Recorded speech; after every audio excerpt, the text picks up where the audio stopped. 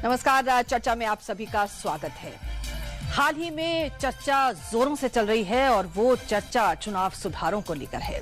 हम जानते हैं कि भारत में लोकतंत्र है तो चुनाव भी हैं, और अगर चुनाव है तो विभिन्न स्तरों पर होने वाले चुनाव हैं, और अगर चुनाव है तो चुनाव का खर्च भी है और उससे जुड़े हुए तमाम और सवाल भी हैं। किस प्रकार से उन्हें स्वच्छ, निष्पक्ष और पारदर्शी बनाया जाए, क्योंकि चुनाव जो है बेहद खर्चीले हो चले हैं।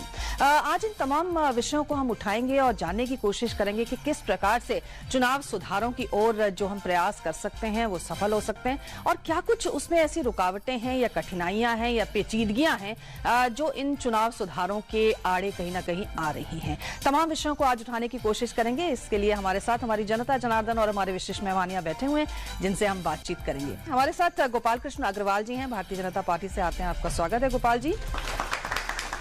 टॉम वडक्कन जी हमारे साथ हैं, कांग्रेस पार्टी से आते हैं। आपका स्वागत है। और एसवाई कुरैशी साहब हमारे साथ हैं, जो कि पूर्व मुख्य चुनाव आयुक्त। बहुत बहुत स्वागत है कुरैशी जी आपका। प्रोफेसर पुष्पेश पंत, जाने माने राजनीतिक विश्लेषक हमारे साथ, आपका स्वागत। प्रियंका राव हमारे साथ हैं, जो कि पीआरएस लेजिस्लेटिव से आती हैं। बहुत बहुत स्वागत है आपका प्रियंका राव। और जाने माने वरिष्ठ पत्रकार रामकृपाल सिंह जी भी हमारे साथ हैं, जो अपनी बात को रखेंगे यहाँ पर, और जनता जनार्दन भी अपने विचारों को रखेगी। पर इससे पहले आइए जरा इस पूरे के पूरे विषय का जो परिप्रेक्ष्य है उसे समझ लें, उसका बैकग्राउंड हम समझ लें, फिर आगे चलें। इन दिनों जहां एक और 5 राज्यों में चुनावी सरगर्मियां अपने पूरे उफान पर हैं, तो इसी के साथ देश में चुनाव सुधारों को लेकर भी बहस तेज हो चली है। मौजूदा बहस 2 बिंदुओं पर है। एक, विधानसभा और लोकसभा के चुनाव साथ साथ करवाए जाने की, और दूसरी, राजनीतिक दलों के चंदे की। जाहिर है ये बहस भारतीय चुनावों में हो रहे बेतहाशा खर्च पर लगाम लगाने की है, चुनावी प्रक्रिया में पारदर्शिता लाने की है, और साथ ही देश में लगातार हो रहे चुनावों से विकास कार्यों में आ रही बाधाओं को रोकने की है। प्रधानमंत्री से लेकर राष्ट्रपति तक विधानसभा और लोकसभा चुनाव को एक साथ कराए जाने की हिमायत कई बार कर चुके हैं। लोकसभा की स्टैंडिंग कमेटी के अलावा इस विषय पर नीति आयोग भी अपना सकारात्मक रुख पेश कर चुका है। शुरू के 4 आम चुनाव साथ साथ ही हुए थे, लेकिन उसके बाद जो राजनीतिक परिदृश्य उभर कर सामने आया, उसमें अब कई पेच हैं, कई बाधाएं हैं। एक साथ चुनाव करवाए जाने के फायदों से इनकार कतई नहीं किया जा सकता। रही बात राजनीतिक दलों द्वारा चंदा लिए जाने की, तो इस पर पब्लिक डोमेन में बहस काफी दिनों से चली आ रही है। बहस मुबाहिसों में इसकी जमकर आलोचना भी होती रही है कि चुनाव में काले धन के बेतहाशा इस्तेमाल का ये मूल कारण है, जिसमें कमोबेश सभी राजनीतिक दल इस विषय पर पारदर्शी होने से गुरेज करते रहे हैं। इसी तथ्य को नजर में रखते हुए 2017 के बजट में वित्त मंत्री द्वारा राजनीतिक दलों के चंदे लिए जाने पर लगाम लगाए जाने का प्रस्ताव है।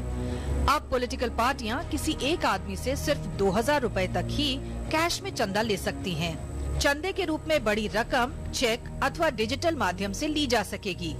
सभी राजनीतिक दलों को तय समय पर अपना रिटर्न फाइल करना होगा। पार्टी फंड के लिए दानकर्ता बॉन्ड खरीद सकेंगे।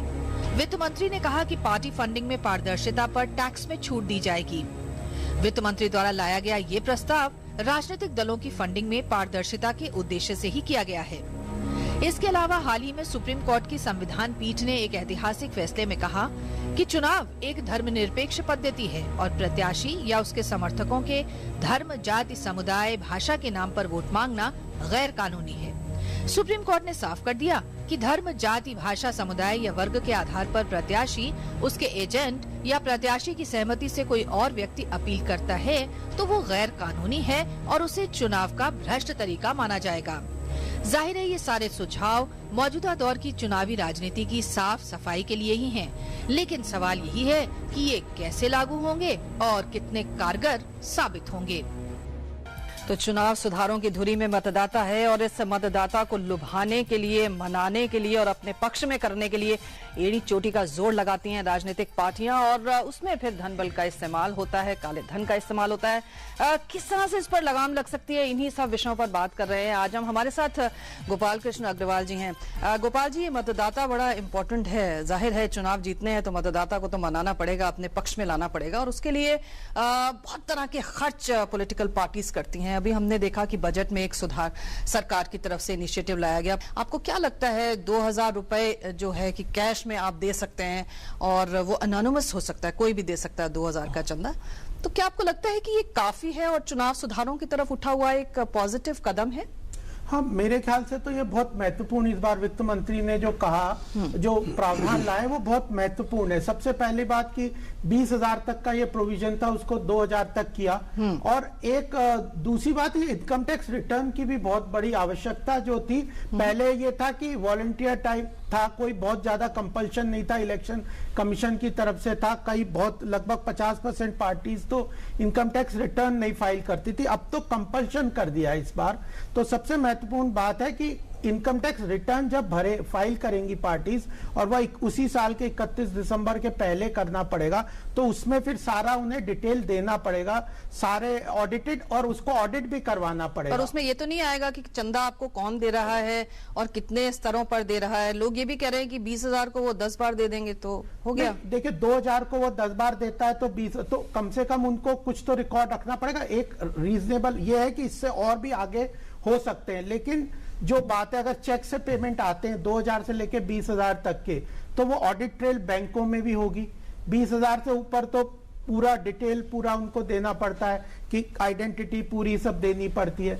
दूसरा एक इनोवेटिव, क्योंकि लोगों को ये बढ़ने के लिए एक जो बॉन्ड वाला जो अभी प्रावधान आया, वो बड़ा इलेक्टोरल बॉन्ड का, वो बहुत अच्छा है, क्योंकि लोग चेक से देने में इसलिए घबराते थे या अनाकानी करते थे कॉर्पोरेट हाउसेज या कुछ लोग, कि उनके विंडिक्टिव ना हो जाए, अगर सरकारें बदल जाती हैं तो हमारे पर विंडिक्टिवनेस ना आ जाए। तो और लेने वाले को, पॉलिटिकल पार्टी को लेने में तो कोई प्रॉब्लम थी नहीं, क्योंकि उनका तो इनकम टैक्स फ्री है। अगर आपको पैसा दे रहा है, सफेद धन कोई दे रहा है, चेक से दे रहा है, तो हम लोगों को ऐसे पॉलिटिकल पार्टी तो लेने में कोई प्रॉब्लम है ही नहीं, हमारे पास तो टैक्स है ही नहीं ना पॉलिटिकल पार्टी। तो देने वाले के रेस्ट्रिक्शन थी, जिसके कारण हमें लगता था कि काला धन चुनाव में होता। दूसरी तरफ यह था कि खर्चे के में भी जो रेस्ट्रिक्शंस थे बहुत सारे, कि आप 28 लाख से ज्यादा नहीं खर्च कर सकते, लेकिन अगर 28 लाख से ऊपर का खर्च अगर रिक्वायरमेंट होती है कम्युनिटी, तो ये सारी चीजें मुझे लगता है कि एक बहुत महत्वपूर्ण स्टेप है। हाँ, जिसकी पर आपको नहीं लगता कि जो इसमें बेसिक जो सवाल है वो यही है, एनोनिमिटी का है, कि जब तक नाम जाहिर नहीं होगा कि किसने दिया, और वो भी जनता के सामने जाहिर नहीं होगा, तब तक इन कदमों का इतना कोई विशेष महत्व नहीं रह जाता। नहीं, मैंने बताया ना कि क्या एनोनिमिटी की रिक्वायरमेंट डोनर की तरफ ज्यादा थी, क्योंकि वो अपने नामों को डिस्क्लोज नहीं करना चाहते थे। मान लो आज उन्होंने बीजेपी को दे दिया, सरकार बदली, कांग्रेस आ गई, तो वो विंडिक्टिव वो सोचते थे, तो वो अपनी आइडेंटिटी छुपाना चाहते हैं। अब इसमें एनोनिमिटी पेमेंट की नहीं रही, व्यक्ति की, डोनर की आइडेंटिटी को आप पब्लिक नहीं कर रहे। तो आरबीआई वाला कॉन्सेप्ट से मुझे लगता है ये बहुत ही डायनेमिक ये इनिशिएटिव है, और यह सबसे ज्यादा फायदा करेगा। ओके, हमारे साथ टॉम वडक्कन जी हैं। टॉम वडक्कन जी, आपको क्या लगता है, खासतौर से हम राजनीतिक चंदे से ही शुरू करें, बात अभी आगे भी ले जाएंगे, लेकिन ये एक नया एलिमेंट इसमें आके जुड़ा है। आपको लगता है कि इससे वाकई चुनाव सुधारों की तरफ एक सार्थक कदम उठाया गया है और ये आने वाले समय में बड़ा फ्रूटफुल होने वाला है? देखिए, हमने तो ओपनली कहा है, वेलकम किया है कि जो भी कदम लिया जाता है, वी वेलकम इलेक्टोरल रिफॉर्म्स, लेकिन ये एक बेबी स्टेप है अभी। मेरा कलीग ने अभी कहा बॉन्ड के बारे में। हाँ। बॉन्ड का भी ये है कि बैंक ट्रेल है, जिसने भी डोनेट किया है, और जो भी गवर्नमेंट में आता है उसको रिकॉर्ड निकालना बड़ा मुश्किल नहीं है। ठीक है, कदम लिया है, अच्छी बात है। हम कहते हैं कि इसका ट्रांसपेरेंसी हो। इलेक्शन कमीशन का जो हमारा डिमांड थोड़ा आगे भी है कि इलेक्शन फंडिंग इलेक्शन कमीशन के द्वारा हो। हाँ। जैसे एक रैली हो रहा है, हाँ। हर पॉलिटिकल पार्टी को एक प्लेटफॉर्म दिया जाता है कि भैया यहाँ रैली करिए। बीजेपी ने किया, उसके बाद वही प्लेटफॉर्म पर कांग्रेस ने भी किया। उससे क्या होता है कि एक बैलेंस्ड आउट सिस्टम होता है और सिक्योरिटी कंसर्न्स भी एड्रेस हो जाता है। नहीं तो क्या होता है कि इधर रैली किया, उस साथ साथ 2 रैली और, तो आपको सिक्योरिटी मूवमेंट करना पड़ेगा। तो इलेक्टोरल रिफॉर्म्स अगर हो, और मौका है, मेरे ख्याल से ये मौका है कि अगर प्रधानमंत्री जी चाहते हैं कि इलेक्टोरल रिफॉर्म्स के कदम आगे रखें, हम भी साथ हैं। लेकिन क्या है कि पावर में हो तो आप कुछ कहते हैं, पावर में नहीं है तो कुछ और। तो मैं समझता हूं कंसेंसस इमर्ज होना जरूरी है। अगर फंडिंग इलेक्शन कमीशन का हो, कलेक्शंस जो भी प्राइवेट कॉर्पोरेट्स फंडिंग करने चाहता है, इलेक्शन कमीशन को देने दो और उससे वो डिस्ट्रीब्यूशन हो जाएगा। तो उसमें क्या है कि पोस्टर्स लग रहा है, जैसे ये पेड न्यूज का प्रॉब्लम नहीं होगा, जैसे अभी पेड न्यूज एक ह्यूज इश्यू है, और ये इश्यूज को एक फॉरवर्ड लुकिंग मूवमेंट ले आकर, ये तो एक बेबी स्टेप है जो किया है, अच्छी बात है, अच्छी बात, लेकिन मैं कहता हूं कि और भी स्टेप्स होना चाहिए। जी, इलेक्शन कमीशन की बात आ रही है, एसवाई कुरैशी साहब हमारे साथ हैं। कुरैशी जी, जिस तरह से कह रहे हैं कि एक election fund, national election fund बन जाए, इसका आइडिया भी मूट किया गया है, फिर वो फंड वहां आ जाए और फिर वहां से वो प्रायोजित हो सारा का सारा काम, क्या आपको लगता है इलेक्शन कमीशन इसके लिए तैयार है और उसके पास इतना सब कुछ है कि वो ये काम भी अपने पंखों तले ले लेगा? देखिए, मुझे तो जो अभी एक रिसेंट इनिशिएटिव के प्रधानमंत्री जी इलेक्टोरल रिफॉर्म की बात कर रहे हैं, सबसे ज्यादा इसी पे खुशी है कि कम से कम बात तो हो रही है। वरना 20-25 साल से इलेक्शन कमीशन तो कह के उसका गला सूख गया था और कोई इसकी परवाह नहीं होती थी। अब इन्होंने बात करनी शुरू की तो शायद इसको कंक्लूजन तक भी पहुंचाएंगे। करना क्या चाहिए उस पर काफी डिस्कशन हो रहा है, उस पर बड़ा गौर करने की जरूरत है। पहली चीज तो थी ट्रांसपेरेंसी, जो आपने भी बार बार मुद्दा उठाया कि फाइनेंस मिनिस्टर साहब ने अपनी स्पीच में कहा कि 70 साल से इलेक्शन में जो फंडिंग होती है उसमें कोई ट्रांसपेरेंसी नहीं है, जो फ्री एंड फेयर इलेक्शन के लिए बहुत जरूरी है, यानी ट्रांसपेरेंसी वो कराना चाहते हैं। अगला सेंटेंस में जब बॉन्ड की बात आई कि जी जो डोनर है वो सीक्रेट रखना चाहता है, हम उसको सीक्रेट रखेंगे, तो पर ये दोनों को कैसे आप रिकंसाइल करेंगे? आप ट्रांसपेरेंट बना रहे हैं, सीक्रेट कर रहे हैं। अभी तक तो डोनर इलेक्शन कमीशन को 20,000 के ऊपर के सारे डोनेशन आके बताता था, अब आगे तो वो पता है वो भी चलना बंद हो जाएंगे। और मैं ये भी बता दूं कि ये जो अगर डोनर ये कहता है कि हमको दूसरी सजा देगी इस वजह से हम कर रहे हैं, ये मुझे गलत लगता है, झूठ है। क्योंकि एक तो ये डोनर सभी पार्टियों को देते हैं, कोई आ जाए कोई हारे कोई जीते सबको देते हैं, तो इसलिए उनको एक्चुअली कोई फर्क नहीं पड़ता। क्यों वो चिंतित हैं कि जब जो कोई करोड़ों रुपए डोनेट करेगा उसके बाद उसको जो कॉन्ट्रैक्ट मिलेंगे, लाइसेंस मिलेंगे, जिसको क्विड प्रो को के बदले में उसको क्या मिला वो पता लग जाएगा। असल में उसको छुपाना चाह रहा है, उसको प्रोटेक्ट करना चाह रहा है। मेरी राय तो ये है। इसलिए दूसरी चीज वडक्कन साहब ने जो कहा स्टेट फंडिंग, स्टेट फंडिंग इन्होंने या उसको पब्लिक फंडिंग कुछ लोग कहना पसंद करते हैं ऑफ इलेक्शन। मैं स्टेट फंडिंग ऑफ इलेक्शन के खिलाफ हूं क्योंकि वो प्रैक्टिकल नहीं है। अब 40-50 हजार कैंडिडेट होते हैं, अगर सारी विधानसभाओं का हो रहा हो तो 50,000 कैंडिडेट, रोजाना 50,000 रैलियां हो रही होंगी, इलेक्शन कमीशन उसका कहाँ हिसाब रख सकता है? उसके बजाय ऑल्टरनेटिव फॉर्मुलेशन मेरी ये है कि पॉलिटिकल पार्टी को फंड कीजिए बेस्ड ऑन उनका परफॉर्मेंस। हर एक वोट के ऊपर अगर हम 100 रुपए दे दें उनको, तो पिछले जनरल इलेक्शन 55 करोड़ वोट पड़े थे, तो 5,500 करोड़ रुपए उनको दे दीजिए, उससे वो इलेक्शन लड़े, रैली करें, क्या करें, सब कुछ करें, तो उनको सारा पैसा मिल गया। लेकिन private fund collection totally ban हो जाएगा, किसी के आगे हाथ नहीं फैलाएंगे, तो और फिर उसका ऑडिट भी होगा। तो इस और ये यूरोप की 60-70% देश इसको करते हैं, कई जगह बहुत अच्छा चल रहा है, तो यहाँ पे हमें उस पर गौर करना चाहिए। वही एक practical. India is not Europe ना, यूरोप की कंट्रीज बड़ी छोटी-छोटी कंट्रीज हैं। नहीं, इंडिया में not be Europe, but India is a leader. बहुत सारी चीजों में यूरोप से हम आगे हैं। यूरोप ने, पर हमारा आकार प्रकार, हमारी जो ये सारी चीजें, उसको भी तो आपको ये याद रखिए कि जब अमेरिका जो ग्रेटेस्ट डेमोक्रेसी मानी जाती है, उन्होंने औरतों को बराबर का हक 144 साल में दिया, हमने पहले दिन दिया था, तो हम उनके लीडर हैं। पुष्पेश पंत जी, मैं 100% इत्तेफाक करता हूँ कुरैशी साहब की बात से। वो पीर और मैं मुरीद, आप ये समझिए। मेरा ये मानना है कि उन्होंने जो कहा है, मैं उससे बिल्कुल 100% इत्तेफाक इसलिए करता हूँ कि पहली चीज ट्रांसपेरेंसी है। अगर कोई किसी पॉलिटिकल पार्टी को पैसा देता है तो उसमें इतना दिल गुर्दा जिगर होना चाहिए कि कह सके कि मैं इस पार्टी का सपोर्टर हूँ। दुनिया भर में ये भी होता है, लोग कहते हैं कि हम बुश सीनियर के सपोर्टर थे, इसके सपोर्टर थे, ओबामा के सपोर्टर थे। अगर आप किसी पॉलिटिकल पार्टी को सपोर्ट करते हैं आइडियोलॉजिकली, तो आप में ये वो तो कह देगा, मगर फिर पॉलिटिकल पार्टी के लिए भी तो दिक्कत हो जाएगी लोगों के आगे। वो पॉलिटिकल पार्टी की चिंता भी आप ना करें, अभी तो आप देने वाले की चिंता करिए पहले, जो ट्रांसपेरेंसी की बात हो रही है। और जो मेरे ख्याल में ये लेन देन जो है, वो मुझसे ज्यादा यहाँ इल्म है लोगों को, जो सरकार में भी रहे हैं, पॉलिटिकल पार्टीज में भी हैं।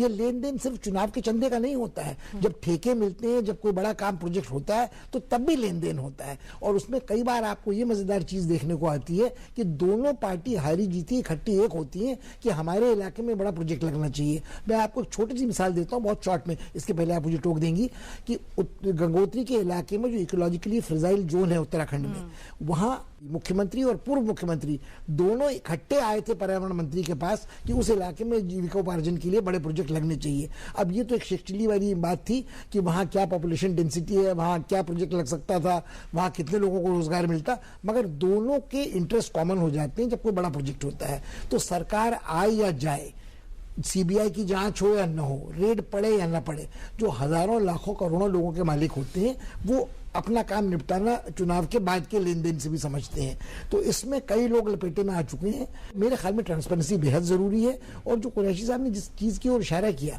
कि अगर बॉन्ड के बहाने आप एनोनिमिटी दे रहे हैं तो आप बड़े भ्रष्टाचार को तो होने दे रहे हैं नाकों के तले, और छोटे भ्रष्टाचार की कोई गिनती कर नहीं रहा है। एक बात वो है। और दूसरी बात जो चुनाव के खर्चे वाली है, उसमें सिर्फ जो एक थोड़ी सी, मतलब मुझे माफ करेंगे कुरैशी साहब, एक छोटी सी उलझन मेरे मन में है कि किसी भी जमहूरियत में, डेमोक्रेसी में सिर्फ पॉलिटिकल पार्टी चुनाव नहीं लड़ती। एक बेचारे धरती पकड़ हुआ करते थे जो इलेक्शन लड़ते लड़ते अभी हैं धरती पकड़ गए। मगर मेरा ये मानना है कि आप जो एक निर्दलीय व्यक्ति है उसको उसके बुनियादी अधिकार के चुनाव लड़ने से कैसे रोकेंगे अगर पॉलिटिकल पार्टी की फंडिंग से पॉलिटिकल पार्टी। इसका अब मैं जवाब दे दूं, अगर आगे जाए नीले में इजाजत दें। मैं कहता हूं कि सिर्फ पॉलिटिकल पार्टी को नहीं दीजिए, इंडिपेंडेंट को भी दे दीजिए। मैंने जो कैलकुलेशन की है कि 55 करोड़ वोट, तो वो तो उसमें इंडिपेंडेंट में शामिल है। आपको सिर्फ एक ही वोट मिला, आप 100 रुपए लेके खुशी खुशी जाइएगा, हमें कोई चिंता नहीं है। फिर वो तो बाद में होगा ना, पहले जो नया आएगा। अभी जो आप तो बिजनेस को जानते हैं कि बिजनेस में पहले इन्वेस्ट करते हैं। अभी भी तो पार्टी बनती है, उनको पहले इन्वेस्ट कीजिए, उसके बाद रिटर्न आता है। चलिए प्रियंका, आप बताइए, ये खासतौर से हम अगर फंडिंग से ही शुरू कर लें और जिस तरह के स्टेप्स उठाए गए हैं इस बजट में भी, और हमेशा इस पर चर्चा चलती है किस तरह से चुनाव के खर्च को हम कम भी करें और काला धन इसमें ना आए, क्या कहते हैं आप, ये कितने स्टेप फॉरवर्ड लगते हैं आपको? जी, अगर आप ये बजट प्रपोजल्स में तो जो दो चीजें आई गई हैं, एक तो ये है कि जैसे सर कह रहे थे कि 20,000 का जो लिमिट था वो कानून अभी ये कहता है कि अगर आप 20,000 तक डोनेट करेंगे तो आपका जो नाम डिटेल्स है वो इनकम टैक्स अथॉरिटीज को देने की जरूरत नहीं है। इस लिमिट को 20,000 से 2,000 को किया गया है, तो ये काफी बड़ा स्टेप डाउन है। लेकिन इसमें सिर्फ एक बात यह है कि अगर आप डेटा आज देखेंगे, एडीआर का जो डेटा आया है कि बहुत सारे पार्टी से 70% जो दिखाते हैं सारे अनोनिमस डोनेशंस होते हैं, वो भी कैश में। तो सवाल ये उठता है कि क्या हम ये नहीं कह सकते कि अभी 100 लोग 20,000 दे रहे हैं, कल और तो बेस बढ़ सकता है और सब कैश डोनेशंस देंगे, तो anonymity in cash will continue. तो हमें पता नहीं है कि ये किस हद तक उस प्रॉब्लम को सॉल्व कर सकता है। दूसरी बात यह है कि जब हम इलेक्टोरल बॉन्ड्स की बात कर रहे हैं, एक तो यह है कि जैसे सब कह रहे थे, दो चीजें हैं। एक तो है अनोनिमिटी, जो डोनेट कर रहा है उसकी अनोनिमिटी रखे। दूसरी बात यह है ट्रांसपेरेंसी की, क्या लोगों को ये जानने का हक नहीं है कि पार्टीज की सोर्स ऑफ फंडिंग कहाँ से आती है। हमेशा से हमने सुना है कि सोर्स ऑफ फंडिंग, जैसे सर कह रहे थे, किसी के पॉलिटिकल पॉलिसीज को इन्फ्लुएंस कर सकती है। इसी की वजह से 2013 में सीआईसी का ऑर्डर भी आया था कि पॉलिटिकल पार्टीज को आरटीआई के तहत लाया जाए, क्योंकि ज्यादा ट्रांसपेरेंसी इस हद में होनी चाहिए। तो इन दोनों चीजों के बीच में एक तो चीज है कि बैलेंस कैसे लाई जाए। मैं एक और चीज कहना चाहूंगी कि ये बहुत ही कॉम्प्लेक्स मुद्दा है, तो क्या इसकी जगह फाइनेंस बिल में होनी चाहिए या क्या एक सिंपल लॉ लानी गई चाहिए पार्लियामेंट में, क्योंकि फाइनेंस बिल का ये रोल है कि वो सिर्फ टैक्स प्रपोजल्स को आगे रखे। ये कोई भी बड़ी पॉलिसी डिसीजंस को आगे नहीं रखते, क्योंकि टैक्स प्रपोजल सिर्फ लोकसभा देखती है, ये कमेटी के सामने नहीं जाता है, ज्यादा चर्चा इस पे, ज्यादा डिबेट डिस्कशन नहीं होती इस पे। तो इसकी सही जगह क्या फाइनेंस बिल थी, ये भी एक और बात है, ये भी एक प्रश्न है जिसे उठाना चाहिए। हमारे साथ रामकृपाल जी, आपका क्या कहना है? क्या आपको लग रहा है कि ये कदम सार्थक हैं, भले ही जैसे कह रहे हैं बेबी स्टेप्स हों, लेकिन आगे बढ़े हुए सकारात्मक कदम हैं? देखिए, मेरा ये कहना है कि जो स्थिति अभी तक थी उसमें से अगर हमने एक छोटा सा भी सुधार किया है या सुधार की इच्छा जाहिर की है, तो मुझे लगता है उसका वेलकम किया जाना चाहिए। दुनिया में कोई ऐसी दवा नहीं है जिसका कोई साइड इफेक्ट नहीं होता हो। कोई, जब आप सोचेंगे कोई ऐसी बिल्कुल जब हो तो 100% हो जाए, ऐसा नहीं होता। स्वागत किया जाना चाहिए। कहीं से पहली बार ऐसा हो रहा है कि ये विल पावर सत्ता में पहली बार दिखाई पड़ रही है कि नहीं, इसको करना है। वो चाहे उनकी निजी इच्छा कह लीजिए या कहिए कि आज के लोकतांत्रिक उसका एक दबाव भी है कि आपको ये करना ही है।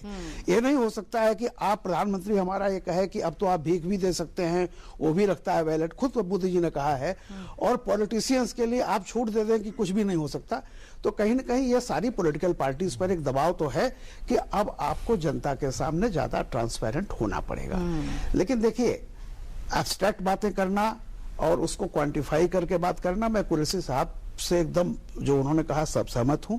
मेरा एक बात समझ में नहीं आती है, मोदी जी ने एक स्टेप बढ़ाया है, लेकिन बाकी पॉलिटिकल पार्टीज मैंने देखा है कि अनफॉर्चुनेट, जिसको मैं वामपंथियों को समझता था कि वो होंगे, लेकिन वो भी जब 20,000 पर बात आई, इलेक्शन कमीशन का जो सुझाव था कि 2,000 तक इसको किया जाए, उस पर भी वामपंथी पार्टियों को भी एतराज था इस बात का, और तरह तरह के लोग करते हैं। मेरा ये कहना है कि इस देश में इलेक्शन कमीशन एक ऐसा है जिस पर यह नहीं कहीं से अभी तक लगा है।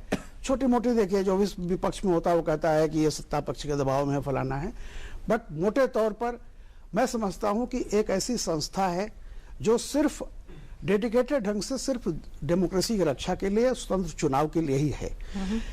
इसको इतनी पावर दी जानी चाहिए कि कम से कम इलेक्शन इलेक्टोरल रिफॉर्म्स के जो भी चीजें हों, उनको ये नहीं हो कि मैं उसको सुझाव दे रहा हूं, उसको हर पार्टी जब जब कोई पावर में आता है तो उसको ठंडे बस्ते में डालता जाए, नहीं। उसके साथ इनको अधिकार दिया जाना चाहिए, कॉन्स्टिट्यूशनल अधिकार होना चाहिए कि फ्री एंड फेयर इलेक्शन के लिए ये सुझाव दें, और उसमें कुछ चीजें ऐसी होनी चाहिए कि इनके सामने कुछ ऐसे अधिकार होने चाहिए, कम से कम फंडिंग के सवाल पर, कि जो भी इनके सुझाव दें वो कानूनी दर्जा प्राप्त करने के लिए बाध्य हों, चाहे वो अदालत के माध्यम से हो, चाहे पार्लियामेंट उस पर करे। उस पर यह नहीं हो सकता है कि मैं मेजॉरिटी में आऊंगा या 4 पार्टियां बोल रही, नहीं। इलेक्शन कमीशन को ज्यादा अधिकार देने की जरूरत है, और उसी को ये किया जाए, क्योंकि वो निष्पक्ष होकर के जो भी सुझाव देना है देगा। और अगर उसको स्क्रूटनी करानी है तो मैं समझता हूं देश की हमारी अदालत है, सर्वोच्च अदालत है, उससे उसमें जा सकता है। लेकिन जब तक आप नहीं देंगे तब तक देखिए, इसमें जो एक और बात थी एनोनिमिटी की बात, मैं भी इसके बहुत खिलाफ हूं जी। होता क्या है कि बिल्कुल इन्होंने सही कहा, पार्टियां सबको चंदा देती हैं। हिंदुस्तान यूनिलीवर ने, जो यूनिलीवर थी उसकी एक जमाने में उसने इंडिया को, जब लड़ाई हो रही थी, पाकिस्तान को भी चंदा दिया, क्योंकि वहां पाकिस्तान यूनिलीवर थी और यहां हिंदुस्तान यूनिलीवर थी, दोनों कंट्रीज को चंदा दिया था। इससे कम से कम एक बात ये होगी कि आपने जो भी चंदा दिया है, ठीक है, आप किसी एक पार्टी को दीजिए, बाकी जो भी प्रतिनिधि आएगा उसके काम पर जनता एक विजिलेंट रहेगी कि ये जो कुछ भी दिया गया है, कौन सा ठेका कहां जा रहा है, वाकई उसमें है नहीं। तो एक सबसे बड़ा दबाव रहेगा चुने हुए प्रतिनिधियों पर कि आप सबके हिसाब से काम कीजिए, न कि फेवरेटिज्म कीजिए, न कि उसको आप कर्ज मान करके उसको वापसी का काम कीजिए, जो आज की तारीख में हो रहा है। जी, सीधी और सच्ची बात यह है कि चुनाव सुधारों की दिशा में देश चर्चा भी कर रहा है, बहस भी कर रहा है, लेकिन इसमें कोई शक नहीं कि सरकार ने जिस तरह की राजनीतिक इच्छा शक्ति दिखाई है इस दृष्टिकोण से आगे बढ़ने की, उसको हमें जरूर उसकी तारीफ करनी पड़ेगी, और ये देखना पड़ेगा कि किस प्रकार से हम इस स्थिति को और बेहतर बना सकते हैं। हम जनता जनार्दन से भी राय लेंगे कि किस प्रकार से इसे और बेहतर किया जा सकता है, चुनाव सुधारों की तरफ से किस तरह से एक सार्थक पहल ली जा सकती है आने वाले समय में। एक छोटा सा देख लेते हैं और तुरंत हाजिर होते हैं। आप देखते रहिए चर्चा में।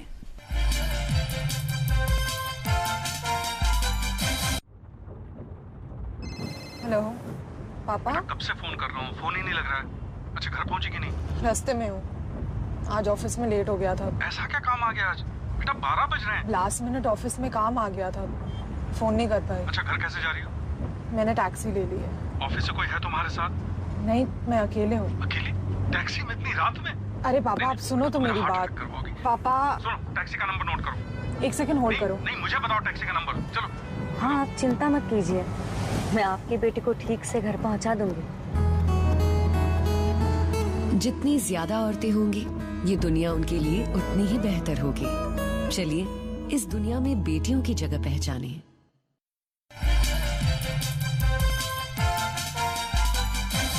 चर्चा आप देख रहे हैं और चर्चा में अब हम बात करेंगे, हमारे साथ मौजूद यहाँ जनता जनार्दन से उनकी राय लेंगे कि आखिर चुनाव सुधारों में ये जो 2-3 स्टेप्स हम हाल ही में लगातार चर्चा में सुन रहे हैं वो इसके ऊपर क्या सोचते हैं। हमारे साथ कुछ लोग यहाँ बैठे हैं जो अपनी बात करेंगे। जी, पहले तो बताइए कि जो ये राजनीतिक चंदे वाली जो ये बात है, आपको क्या लगता है कि सरकार ने जो ये कदम उठाया है कितना सार्थक होने वाला है, कितना फ्रूटफुल, कितना इसका फल मिलने वाला है? सरकार के द्वारा जो 2000 रुपए से अधिक के चंदे पर रोक लगाई गई है, नगद लेने पर रोक लगाई गई है, स्वागत युक्त कदम है। इससे चुनाव सुधार में जो काले धन का यूज होता था वो खत्म हो जाएगा। मैं माननीय कुरैशी सर से इसी परिप्रेक्ष्य में एक सवाल पूछना चाहता हूं कि जो सर ऑनरेबल प्रेसिडेंट और ऑनरेबल प्राइम मिनिस्टर ने विधानसभा और लोकसभा के चुनाव एक साथ कराने की बात की गई है, जो भारत जैसे लोकतंत्र में सर क्या ये प्रैक्टिकली ये संभव है? जी हाँ, मेरा इसमें एक लाइन में है कि ये एक साथ इलेक्शन करने का आइडिया बहुत अच्छा है, लेकिन उसको इम्प्लीमेंट करना बहुत मुश्किल है। चलिए आगे बढ़ेंगे और इसकी और पेचीदगियों को जानने की कोशिश करेंगे। जी आप बताइए, जी आपको क्या लगता है खासतौर से राजनीतिक चंदे को लेकर जो स्टेप उठाया है सरकार ने, उसको लेकर आपकी क्या प्रतिक्रिया? नहीं, ये तो स्वागत योग्य है और एवरीवन शुड वेलकम इट। अच्छी चीज ये, अब just for sake of opposition, सब अपोजिशन वाले सब लामबंद हो जाएं, ये अच्छी बात नहीं है। अच्छी चीज को हर कोई किसी को क्योंकि भाई इतनी बड़ी जो 60 साल 70 साल से जो स्थिति बिगड़ी हुई थी उसको ठीक करने में कुछ टाइम तो लगेगा ही। ओके, और इसको वेलकम करना चाहिए। जो सब लोगों ने कहा, कुरैशी साहब ने भी कहा, बहुत अच्छी बात है। ओके, तो ये we should do it. Okay, और कौन बात करेगा? खासतौर से ये जो इलेक्शंस, साइमल्टेनियस इलेक्शंस, आपको क्या लगता है ये चुनाव जो हर रोज हम देखते हैं कहीं ना कहीं चुनाव चल रहे हैं, आपको लगता है कि इनको एक साथ हो जाना चाहिए? हाँ, दिस इज गुड क्योंकि टाइम सेव करता है। ठीक है, लोगों के पास इतना ज्यादा जो ये चलता रहता है कि आज ये वाले इलेक्शन है, आज ये वाले हैं, और ये लोग इतना ज्यादा जो पॉलिटिकल पार्टीज टाइम वेस्ट करती हैं बार बार उसको प्रमोट करने का, this will also consume time. Okay, और कौन, आप बताइए। मुझे लगता है कि बहुत अच्छी स्टेप है और इससे काला धन में कुछ कमी आ सकती है। कमी आ सकती है। आप बताइए, आपको क्या लगता है? चुनाव में लगता है आपको बहुत ज्यादा खर्च होता है और उसमें काला धन होता है? काला धन होता है, वो है, उसी को बचाने के लिए तो इतना बड़ा काम मोदी जी ने शुरू किया। ओके, और कौन बात करेगा? जी, यहाँ से हमारे पास 2-3 लोग हैं जो अपनी बात रखेंगे। जी बताइए, खासतौर से ये जो बात हो रही है इलेक्शन साथ साथ हो जाए, विधानसभाओं के भी और लोकसभा के भी, क्या आपको लगता है कि इससे फर्क पड़ेगा? खासतौर से जो विकास कार्य रुकते थे उस पर फर्क पड़ेगा? बिल्कुल सही कदम मोदी जी ने उठाया है। विधानसभा और ये भी उठाया नहीं है, अभी उठाएंगे। हाँ, ये कदम अगर सबकी सहमति होती है तो। हाँ, जी बहुत सही कदम, आइडिया है। हाँ, आइडिया दिया है। दोनों लोकसभा और विधानसभा का चुनाव साथ होने से चुनाव का जो खर्च है वो कम होगा और इससे जो पॉलिटिकल पार्टियों के अंदर जो 2000 रुपए जो चंदा ये किया है, ये भी बहुत अच्छा कदम है क्योंकि पता नहीं चलता था अभी तक किसने कितना पैसा दिया है, तो काला धन जो है वो भी इससे खत्म होगा। जी हाँ, यहाँ पीछे दीजिएगा माइक। जी बोलिए। ये 2000 रुपए का जो प्रोविजन लेके आए हैं कैश मिलाने के लिए, मुझे नहीं लगता कि इससे ब्लैक मनी खत्म होगा। हम हिंदुस्तान के लोग बहुत होशियार हैं। मैं रोजाना 2000 रुपए दूंगा, कितने लोगों को पकड़ेंगे और उसका नाम भी नहीं जाएगा। 20,000 में कम होते थे, 2000 से ही ज्यादा सब हो जाएगा, पूरी कलेक्शन हो जाएगी और ब्लैक मनी का कम इस्तेमाल होगा। जी गोपाल जी, किसी पॉलिटिकल पार्टी की तरफ से ये भी एक बयान आया था कभी कि साहब हमें तो एक ही रुपया मिलता है, तो वो एक रुपए से भी बहुत करोड़ों हो जाते हैं। तो इनका ये कहना है कि 2000 रुपए जो किया इससे फर्क नहीं पड़ेगा, काला धन आप रोक नहीं पाएंगे। नहीं, देखिए उसको समझदारी से देखना चाहिए। मैं इनकी बात से वाकिफ रखता हूँ, लेकिन एक चीज जैसे प्रियंका राव जी ने भी कहा था कि ये और इनकी बात दोनों को मिलाकर देखिए, ऑडिट का भी कंपल्शन किया है। आखिर कॉर्पोरेट सेक्टर में ट्रांसपेरेंसी और वो कहां से आई है? क्योंकि उनके ऑडिट होते हैं, इनकम टैक्स रिटर्न स्क्रूटनी होती है, सब कुछ होती है। अभी तक पॉलिटिकल पार्टीज के अंदर ऑडिट कंपल्शन नहीं था, तो इसमें फाइनेंस बिल में इस बार ऑडिट कंपल्शन किया, ये बहुत महत्वपूर्ण बात है। दूसरी बात, एक और चीज कहना चाहता हूं, प्रियंका राव जी ने जो कहा था कि यह जो बजट में ना अभी यही आएंगे जो प्रावधान इनकम टैक्स से रिलेटेड है। बाकी जो इनका जो है वो तो अभी प्रधानमंत्री ने और अपने राष्ट्रपति जी ने कहा है कि हम इलेक्टोरल रिफॉर्म्स के बाकी डिबेट करके बाकी चीजें अभी सामने आएंगी, वो सब चीजें आएंगी। जी, बाकी चीजें सामने आएंगी। मैं समझता हूँ 2000 रुपए देने के लिए मुझे अपनी आइडेंटिटी नहीं बतानी है। हाँ बिल्कुल नहीं, मुझे अगर आइडेंटिटी नहीं बतानी है तो मैं 100 पर्चा काटूंगा। मैं क्या प्रॉब्लम है उसमें? जी ये एक समस्या है। ओके जी, एक थोड़ा हाँ, रिसीट काटने वाले का एम्प्लॉयमेंट बढ़ जाएगा। अच्छा जी हाँ बोलिए। मुझे लगता है कि जो लोकसभा और विधानसभा के चुनाव जो हर साल होते रहते हैं, ये देश के विकास में बहुत बड़े बाधक हैं, क्योंकि इससे हर साल जब चुनाव होता है तो आचार संहिता लगता है, फिर पॉलिटिकल पार्टी कोर्ट में जाती हैं, फिर कहते हैं कि सरकार वहां पे कोई बजट नहीं ला सकती। जैसे अभी बजट के रेफरेंस में बोला गया कि अभी आचार संहिता लगा है 5 राज्यों के चुनाव की वजह से, तो सरकार बजट लाएगी तो लोग लुभावन वायदे करेगी, तो उससे जनता प्रभावित होगी, वोट देगी। तो इससे देश के विकास में बहुत बड़ा बाधक जी। टॉम वडक्कन जी, ये जो विधानसभा और लोकसभा के चुनाव एक साथ, इसमें कुछ पेचीदगियां हैं, चाहे वो कानूनी हो या बुनियादी ढांचे को लेकर हो, लेकिन फिर भी इसमें एक आम सहमति बनने की जरूरत है। आइडिया सबको पसंद आता है। आपको क्या लगता है कि सबसे बड़ा कष्ट पॉलिटिकल पार्टीज के लिए क्या हो जाएगा अगर दोनों के चुनाव साथ हो जाए? देखिए, जैसे फॉर्मर इलेक्शन कमिश्नर ने कहा, आइडिया तो ग्रैंड है, लेकिन इसका जो एग्जीक्यूशन है, इसमें आपको एक कॉन्स्टिट्यूशनल अमेंडमेंट करना पड़ेगा। और दूसरी बात, फाइनेंशियल जो इम्प्लीकेशन है वो भी इकोनॉमिकल होगा, लेकिन रियलिटी चेक आप करोगे तो ये प्रदेश, ये छोटा गुजरात नहीं है जो आप छोटा प्रदेश को मैनेज करोगे। ये पूरा कन्याकुमारी से लेकर कश्मीर तक, और ये इंटायर एरिया, वेदर कंडीशंस है, स्कूल्स है, फेस्टिवल्स है, तो इसको सब ध्यान में रखना होगा। तो ये प्रैक्टिकल प्रॉब्लम ज्यादा है, थियोरेटिकली सब एक्सेप्ट करते हैं, अच्छी बात है। जी, मैं एक छोटी सी बात इसमें कहना चाहता हूं कि अगर ये आइडिया अच्छा है और मुश्किल है, तब तो बहुत ज्यादा और विल पावर चाहिए, और वो जरूरी है, वो होना ही चाहिए, क्योंकि ये बहुत आवश्यक है। इसलिए अगर सबका कंसेंसस बन रहा है तो यह एक, क्योंकि आप बिल्कुल, इन्होंने बिल्कुल सही कहा कि आज ये 5 प्रदेश जिनके को रोक दिया गया है हमारी सरकार को, कि आप इन 5 प्रदेशों के लिए कोई अनाउंसमेंट नहीं कर सकते। अब वो तो अगले साल के लिए रह गए, उन 5 प्रदेशों को तो कोई फायदा नहीं होगा, उनको सब अनाउंसमेंट नहीं होगा। कंपल्सरी वोटिंग का जो ये एडवाइजरी आया था गुजरात में, अब देखिए पूरा हिंदुस्तान में अगर कंपल्सरी वोटिंग, तो आधा तो लोग जेल में होंगे जिसने वोट नहीं किया।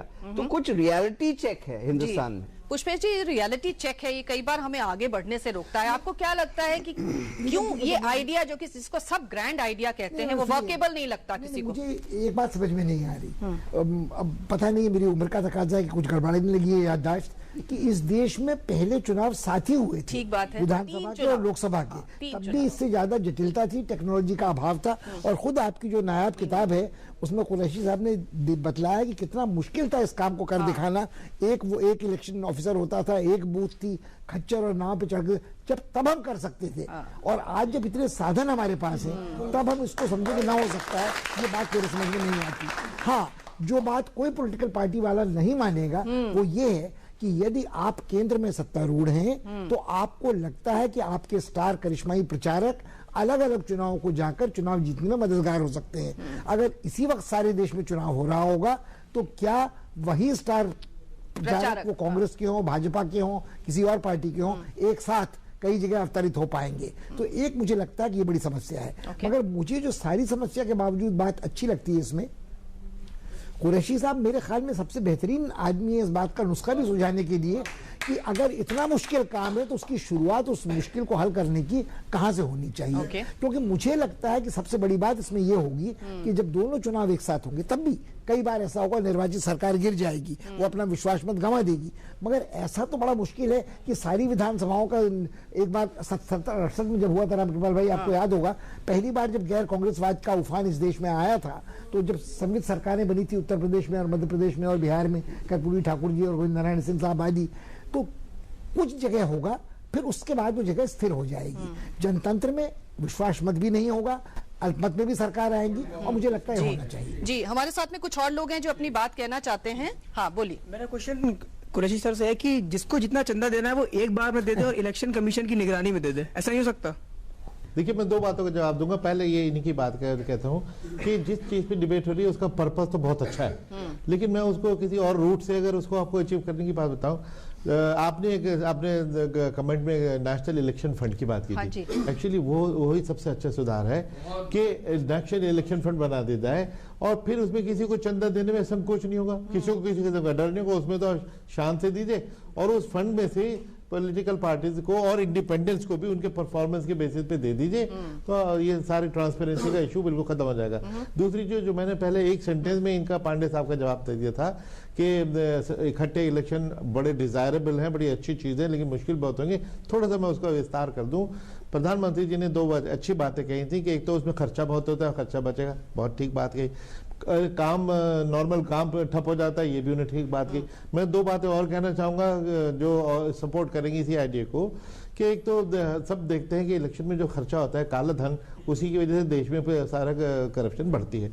दूसरे, इलेक्शन के दौरान, इलेक्शन के आसपास कम्युनलिज्म और कास्टिज्म को बढ़ावा मिलता है, तो देश हमेशा परपेचुअली डिवाइडेड मोड में लड़ते ही रहते हैं, क्योंकि इलेक्शन में मोड में रहते हैं। तो वो भी 5 साल में एक बार होगा, इसलिए ये तो डिजायरेबल है।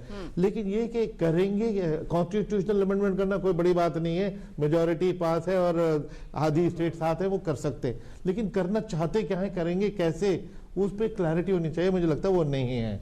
और वो इसलिए नहीं है कि मिसाल के तौर पे बताऊंगा आपको कि सपोज साइमल्टेनियस इलेक्शन हमने शुरू कर दिए, वाजपेयी जी की सरकार 13 दिन में गिर गई थी, तो क्या 29 सरकारें जो अच्छी मेजोरिटी से आई हैं उनका हम क्या करें? ये प्रैक्टिकल प्रॉब्लम्स हैं। हमारे साथ में कुछ और लोग हैं, उनसे भी हम बात करेंगे और उनके पास चलेंगे। हाँ, बताइए, चुनाव सुधारों की दिशा में ये उठते हुए कदम आपको कैसे लग रहे हैं? जी, हमारे क्षेत्र में इलेक्शन चुनाव से एक रात पहले बदल जाता है पूरा। जिताऊ कैंडिडेट हार जाता है और हारने वाला कैंडिडेट जीत जाता है। क्यों? क्योंकि वोटर बिक जाता है। मैं बस केवल यही कहना चाहता हूं, जो हमारी सरकार ने यह निर्णय लिया है, हम सब मिलकर चर्चा तो कर रहे हैं, लेकिन अगर साथ देंगे अपनी गवर्नमेंट का, अपने समाज का, तो नोट की, वोट की जो बिकने की ये चर्चा है, नोट बिकना बंद होगा। ठीक है ना? वोट को हमें बिकने से रोकना है और अपने समाज के हित में, अपने देश के हित में हमें अपने सरकार के साथ आगे आना है। अच्छा, चलिए। सबसे पहले अपराधी को पकड़ना है और दल बदल कानून में ये दो बातें यदि मोदी कर लेगा तो इतिहास में अमर हो जाएगा। मैं और आगे कुछ नहीं। ओके जी, ये बहुत अहम सुधार है जिनकी बात करी। जी हाँ, बोलिए। एक साथ चुनाव का जो मुद्दा है, प्रस्ताव बहुत अच्छा है, उसमें काला धन कम हो या ना हो, लेकिन जो ईमानदार वो गरीब कैंडिडेट है वो चुनाव जीत सकते हैं। क्योंकि मेरे याद है 1989-90 में उत्तर प्रदेश का चुनाव हुआ था और एक लोकसभा का चुनाव खुर्जा से सिर्फ 40,000 रुपए में चुनाव जीत गया। क्योंकि नीचे विधानसभा के चुनाव थे, तो जो विधायक का चुनाव लड़ रहे थे उन लोगों ने उसके लिए काम किया, अपने लिए वोट मांगा और उनके लिए वोट मांगा, वो व्यक्ति चुनाव जीत कर वहां से आ गया। तो उसमें फायदे की बात है ये, तो एक ईमानदार गरीब आदमी चुनाव जीत सकता है। दूसरा, जो 2000 चंदे की बात है, ये सार्थक होने वाली बात नहीं है, क्योंकि 2-2 हजार रुपया देने वाले बहुत लोग कम हैं। जो करोड़ों रुपया लोग देते हैं वो चंदा देने वाले ज्यादा हैं। और पार्टियों के पास में जो आपके ये वोटर लिस्ट है, उन वोटर लिस्ट के आधार 2-2 हजार रुपये उसमें ये डेबिट कर देंगे, उसमें क्रेडिट कर देंगे, तो ये सार्थक होने वाला नहीं लगता। ओके जी, हाँ बोलिए, बैठिए। हाँ बोलिए। वर्तमान सरकार के इस क्रांतिकारी कदम का हम स्वागत करते हैं। एसवाई कुरैशी साहब ने कहा कुछ असुविधाएं हो सकती हैं। मैं इनको टीएन सेशन साहब की याद दिलाना चाहता हूं।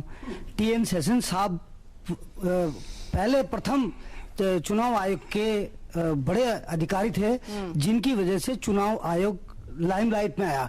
इच्छा शक्ति अगर होगी हमारी तो कुछ भी असंभव नहीं है। जिस तरह आम नागरिकों का 150 रुपए की सब्सिडी गैस की मिलती है, उसे आधार से जोड़ा जा रहा है। इसलिए 1 रुपए की चंदिंग, 1 रुपए फंडिंग बिना खाते बेनामी नहीं होनी चाहिए। हर फंडिंग को जो भी चंदा मिले उसे आधार जोड़ा जाए और बिना आधार के न करा जाए, क्योंकि हर चीज को आधार जोड़ा जा रहा है। ओके जी, हाँ जी बोलिए। पहली बार रूलिंग पार्टी की तरफ से प्रपोजल आया है कि दोनों चुनाव जो है लोकसभा के विधानसभा के होने चाहिए। ये आज तक इतने सालों में कभी भी रूलिंग पार्टी की तरफ से कभी नहीं आया। और जो इलेक्शन कमीशन ने इसमें काफी चर्चा भी करी है, लेकिन उसका वो फाइनल नहीं हुआ। लेकिन अब की बार क्योंकि इलेक्शन कमीशन और रूलिंग पार्टी आपस में कर रहे हैं, तो बहुत अच्छा सुझाव है। इससे पैसा भी बचेगा और इसमें लोगों को बहुत मौका मिलेगा। दूसरी बात है, जो 2,000 रुपए की बात है, उसमें मैं एग्री नहीं करता हूं। मैं ये कहना चाहता हूं कि जैसे एक अभी सुझाव आया कि वो पैसा अभी अगर आधार से भी जोड़ दिया जाए तो उसमें और ट्रांसपेरेंसी ज्यादा है। ट्रांसपेरेंसी और ज्यादा आएगी। कहने का मतलब ये है कि लोग ये चाहते हैं कि ज्यादा से ज्यादा चुनाव में पारदर्शिता आए।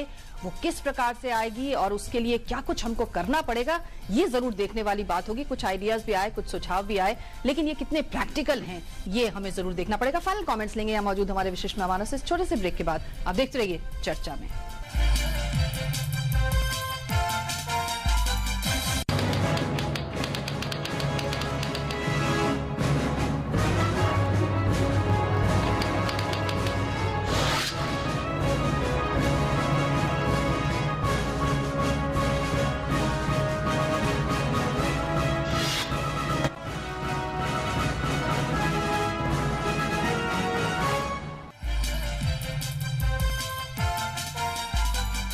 चर्चा में एक बार फिर से आपका स्वागत है। तो हम चुनाव सुधारों की बात कर रहे थे और ये कितने प्रैक्टिकल तरीके से किए जा सकते हैं इसकी बात कर रहे थे। फाइनल कमेंट्स लेंगे यहाँ मौजूद हमारे विशिष्ट मेहमानों से। रामकृपाल जी, बार बार बात जो है वो इस पे आके टिक जाती है कि साहब प्रैक्टिकली आप इसे होता हुआ कैसे दिखाएंगे। तो सवाल ये है कि हमें अपने स्टेप्स अब किस प्रकार से लेने चाहिए जिससे हम इन्हें वाकई जमीन पर, सितारों को जमीन पर उतार लाएं। देखिए, बहुत सारी चीजें जैसा आपने यहाँ भी देखा है कि बहुसंख्यक पूरा देश की जनता ये चाहती है कि चुनाव बार बार न हो, एक साथ हो। पॉलिटिकल पार्टीज भी बहुत हद तक अंदर से कन्विंस्ड हैं, लेकिन सारे पॉलिटिकल पार्टीज एक बात समझ लीजिए, कहने के लिए वो चाहे जितना समानता की बात करें, लेकिन वे अपने अधिकार कभी छोड़ना नहीं चाहती हैं। ईमानदारी की बात यह है। आप देख लीजिए, ये ऐसा मुल्क है जहां पे आप सोचिए कि एनडीए और यूपीए कुल मिलाकर के, अगर ये एनडीए यूपीए न कहें तो बीजेपी और कांग्रेस महिला आरक्षण बिल पे दोनों साथ थी, आज तक नहीं पास हो सका। हाँ। आप इसे सोच लीजिए कि जो अपोजिशन है और सत्ता पक्ष है, क्यों नहीं पास हो सका। सोनिया जी ने इतनी कोशिश की, सब कुछ रहा, लेकिन आज तक वो नहीं पास। मेरे समझ में नहीं आता, इवन वामपंथी भी साथ थी, लेफ्ट भी साथ में, कांग्रेस पार्टी साथ में, भारतीय जनता पार्टी साथ में, फिर भी नहीं पास हो सका। सीधी बात यह है कि कुछ चीजें ऐसी होती हैं जहां जिनको लगता है कि हम अनकंफर्टेबल हो जाएंगे, वहां होता है। इसमें कुछ लीगलिटीज भी हैं। जेपी ने जो 74 में मूवमेंट शुरू किया था, जो 77 में जनता पार्टी आई, राइट टू रिकॉल की बात की थी। तो ये जैसा कह रहे थे कि वाकई संविधान में संशोधन करना पड़ेगा, लेकिन अगर पॉलिटिकल विल हो, और जैसा कि पंत जी कह रहे थे, शुरू से आखिर होता ही था। जब ये सम्मिलित सरकारों का दौर शुरू हुआ 67 के बाद से, तो इसमें गड़बड़ाया। उसके पहले तो सन 52 से लेकर के ये साथी चुनाव होते थे, हमें बचपन में आधे साथ होते थे। हो सकता है इस देश में, बशर्ते पॉलिटिकल विल हो। और जैसा कि मैंने ही कहा कि पॉलिटिकल विल, सब अपनी सुविधा देखते हैं कि केंद्र में तो एक ही पार्टी की सत्ता रहेगी। अब जब केंद्र में एक पार्टी की सत्ता होती है तो जो अपोजिशन में होता है वो इस तरह की चीज नहीं चाहता कि जब अगली बार हो तभी साथ हो। बिल्कुल।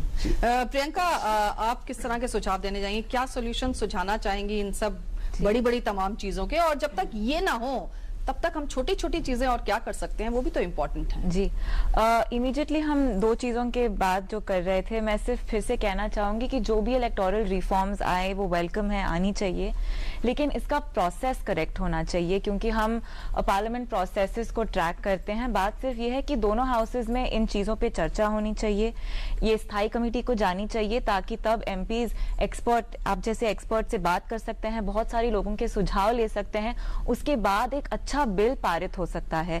अगर इन चीजों को, जो पॉलिसी चीजें हैं, जो फाइनेंस बिल में लाया जाए, तो ये सारे स्टेप्स मिस हो जाएंगे।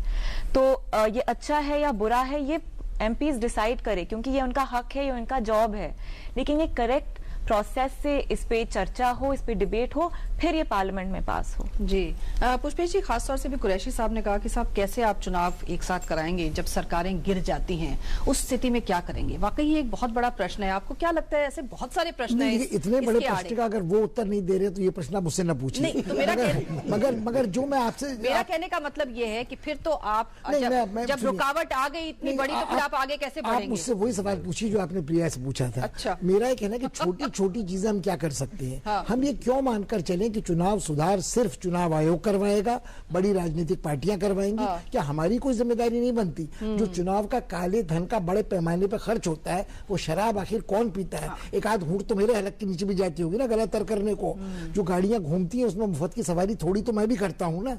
जो आप कहते हैं कि चुनाव का खर्च इतना बढ़ गया, चुनाव आयोग ने सख्ती बरती तो वो पोस्टर बंद हो गए, वो झंडे बंद हो गए, वो माइक लगी गाड़ियां बंद हो गई, वो खर्चा घूमने का बेशुमार बंद हो गया। अब पार्टी अगर घुमाता कोई है तो उसको अपने खर्च के हिसाब में दिखानी पड़ेगी। तो मुझे लगता है अगर हम अपने ऊपर संयम कर सके, सोशल मीडिया का जमाना है, क्या ये जरूरी है कि दूरदर्शन, और मैं आपके प्रति पूरे सम्मान से, क्या दूरदर्शन और आकाशवाणी में ही ये भाषण करेगा चुनाव का जो प्रत्याशी होगा?